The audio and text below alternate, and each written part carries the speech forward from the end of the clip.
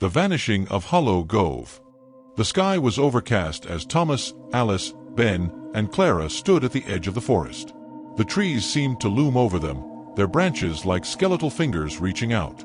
Thomas pushed forward, his heart pounding with excitement. "Let's go," he said, his voice barely above a whisper. Alice hesitated, but Ben's enthusiasm was infectious, and soon they were all stepping into the darkness of the forest. As they walked deeper into the forest, the trees seemed to grow taller, their branches twisting into grotesque shapes. The air was colder now, and the usual sounds of wildlife had disappeared. Only the crunch of leaves underfoot broke the silence. Despite the dread creeping up their spines, the children pressed on, emboldened by their shared curiosity. And then, just as they began to feel the weight of the unknown pressing in on them, they came upon a clearing.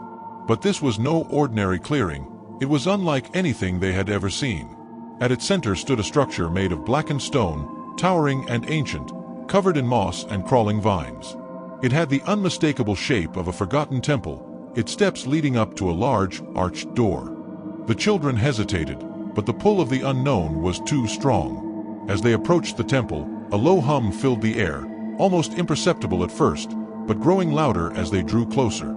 It was a vibration that seemed to resonate through their bones, sending chills down their spines. Alice was the first to touch the door. As her fingers brushed the cold stone, a shock of energy coursed through her, making her gasp. But before anyone could react, the door creaked open, revealing a dark void beyond. One by one, they followed Thomas inside, their steps hesitant but driven by a force they couldn't explain. The air grew colder with each step, and the humming grew louder, almost deafening. It felt as though the walls themselves were closing in, as if the temple had a mind of its own, aware of their presence. And then, it happened. A flash of light, so bright it blinded them, erupted from the center of the temple. The children screamed, stumbling backward, but it was as if the very ground beneath their feet had vanished. They were falling, tumbling through the air, weightless and panicked. The light engulfed them, and the world around them seemed to stretch and twist. When the light finally dimmed, the children found themselves standing on the edge of a vast, empty landscape, a place that was not of this world. The ground was cracked and desolate, the sky swirling with colors that should not exist. No trees, no stars, just an oppressive, unnatural darkness hanging heavy in the air. In the distance, towering spires of jagged stone rose from the earth, like the remains of a long-forgotten civilization. And then they saw it. A figure, cloaked in shadow, watching them from the distance. It was tall, unnaturally tall, and its shape seemed to shift with the wind, as though it were made of darkness itself. Its eyes, glowing faintly, locked onto them, and a feeling of dread gripped their hearts.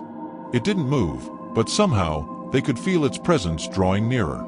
Clara was the first to speak, her voice trembling. "What is that?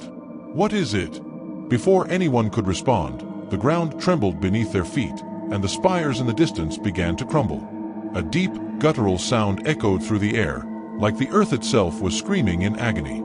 The children turned to run, but the landscape shifted before their eyes, the ground warping and twisting, trapping them in place.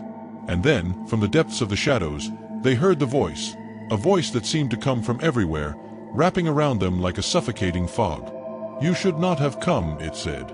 The voice was like nothing they had ever heard before. It was ancient and evil, and it seemed to come from everywhere and nowhere at the same time. The children covered their ears, trying to block out the voice, but it was no use. The voice was inside their minds, echoing off the walls of their skulls. It was a sound that was both familiar and yet completely alien, a sound that seemed to come from the very depths of their own sanity.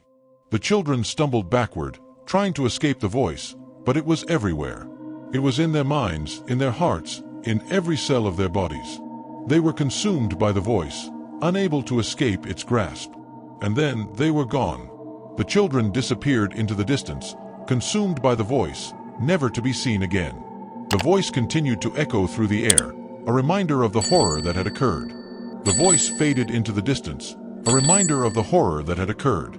The children were gone, consumed by the voice, never to be seen again. The landscape was empty and desolate, with no sign of the children. The ground was cracked and dry, the sky swirling with colors that should not exist. No trees, no stars, just an oppressive, unnatural darkness hanging heavy in the air. The figure, cloaked in shadow, watched the empty landscape. Its eyes, glowing faintly, seemed to bore into the very soul of the world. The landscape was empty and desolate, with no sign of the children. The figure turned to walk away, disappearing into the distance. The landscape was left empty and desolate, with no sign of the children. The figure was gone, but the sense of dread remained. The sun set over the empty landscape, casting a golden glow over the desolate ground. The sky swirled with colors that should not exist, and the air was heavy with an unnatural darkness. The stars came out in the night sky, twinkling like diamonds against the blackness. But even their beauty was overshadowed by the sense of dread that hung in the air. The moon rose over the empty landscape, casting an eerie glow over the desolate ground. The air was heavy with an unnatural darkness, and the sense of dread was palpable. The wind blew across the empty landscape, carrying the whispers of the voice. The voice was distant, but its presence was still felt, a reminder of the horror that had occurred.